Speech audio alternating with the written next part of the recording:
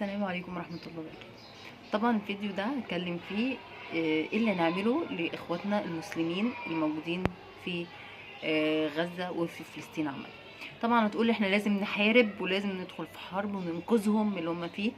طبعا هقولك الاسلام اخر حاجة هنفكر فيها الحرب، ولو حتى فكرنا في الحرب مش هياخدها غير المؤمنين الصالحين اللي انا ولا انت نقدر نوصل للمرحلة اللي هم فيها من الايمان، اللي هم يواجهوا اي حد او اقوى حد في العالم بطاقة ايمانية اللي هم فيها. فده طبعا ربنا بيختاره لو هو كفء للموضوع ده. لكن احنا كمسلمين في الزمن ده علينا نعمل 3 حاجات انا استشفتها من 3 ايات في القرآن الكريم. اول اية لما قوم سيدنا موسى بني اسرائيل كانوا بيحاربوا العمالقة، والعمالقة دول كانوا ناس مفتريين جدا، يدخلوا البلاد يعذبوهم وكانوا افظع من اللي احنا بنشوفه دلوقتي. فربنا بعت لهم طالوت ملك من عنده، وربنا بسط في جسمه وفي علمه للحرب. فاول حاجه وهي اللي ظاهره في زماننا زي المقاطعه دي كانت موجوده اول لما شافوا العمالقه.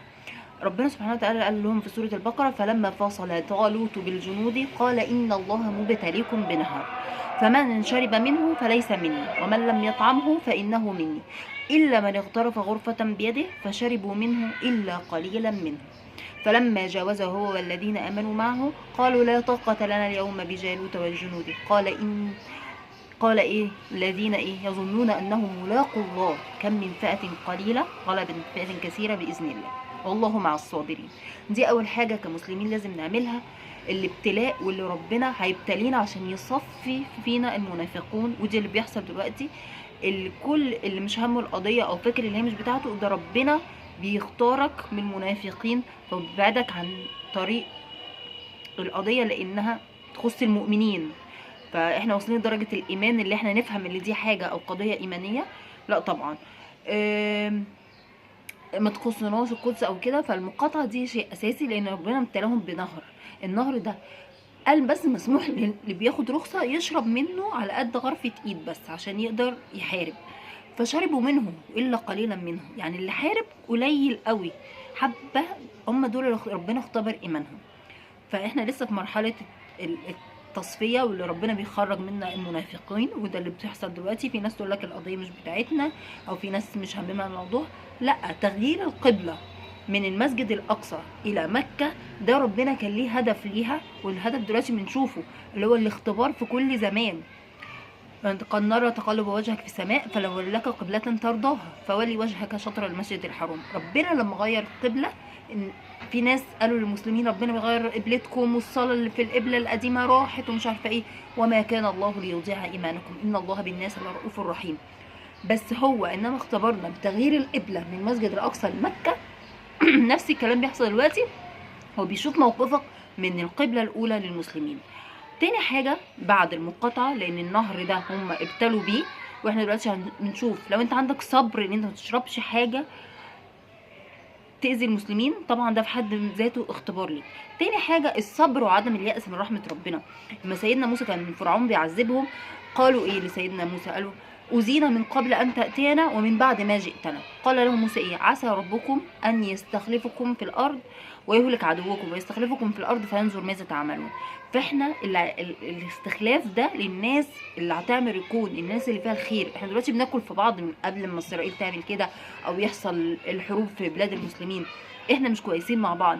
فبيقولك هيستخلفنا في الأرض، فلازم ان احنا نكون على خلق عالي عشان الاستخلاف ده. يعني ازاي انت تبقى خليفة ربنا؟ يعني تبقى 99% من الصفات بتاعت ربنا سبحانه وتعالى: الرحيم، الكريم، الملك، القدوس، السلام. كل ده لازم يبقى جواك جزء منه عشان انت تستخلف وتبقى في الارض. يبقى اول حاجة الصبر، تاني حاجة حسن الخلق وعدم اليأس من ربنا عشان احنا اللي هنستخلف لو فينا الخير ومش وحشين. الفتن، تجنب الفتن دي اكبر حاجة. اللي هو قالك اذا رأوا امرا من الخوف اذاعوا به ولو ردوه الى الله والى رسوله واولي الامر منهم لعلمه الذين يستنبطونه منهم. انا مش في الكليه الحربيه، ما اعرفش الناس بتحارب ازاي، ما اعرفش، ما افضلش اعمل فتنه في دولتي اقول ده مش عايز يحارب ده احنا بنضرب بعض، السعوديين الغلطانين، العراق، مش عارفه ايه، ونعمل فتن. الفتن دي غلط، احنا لازم نبقى حاجه واحده ونرد الامر لاولي الامر. اولي الامر يعني ندعي بصلاحهم لو هم وحشين، بس لازم نردها لأولي الأمر منهم، لو علمها الذين يستنبطونه منهم، هم اللي بيستنبطوا الأمر ويشوفوا ايه الصالح لينا وقت دخول الحرب ولا لسه بدري، عشان متحصلش فتن. طبعا أمر النصر ده ربنا إذا أراد الأمر أن يكون كن فيكون، فلازم يعني يبقى عندنا يقين جامد النصر ده من عند ربنا، مش بقوتنا ولا بكثرتنا ولا بإيماننا، الإيمان اللي هو احنا مفتقدينه جدا.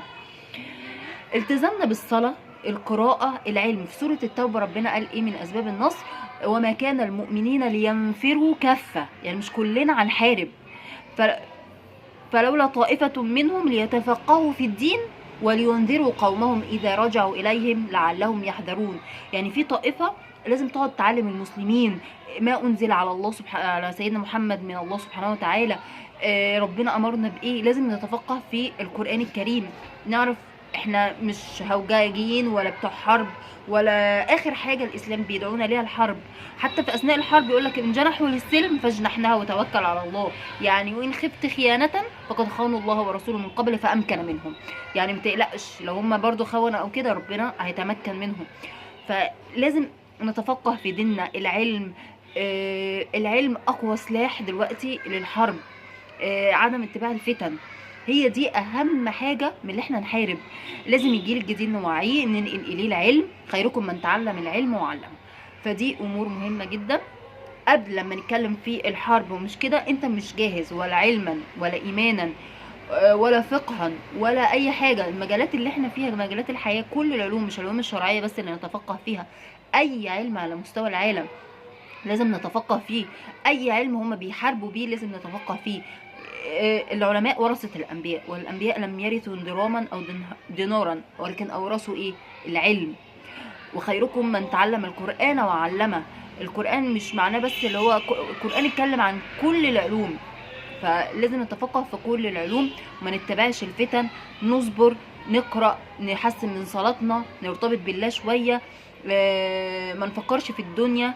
لان بني اسرائيل بعد ما ربنا نجدهم من فرعون رجعوا تاني للدنيا فكروا فيها، وكان ده عذابهم اللي هم بقوا مطرودين من رحمة الله، اللي هم بني اسرائيل دلوقتي.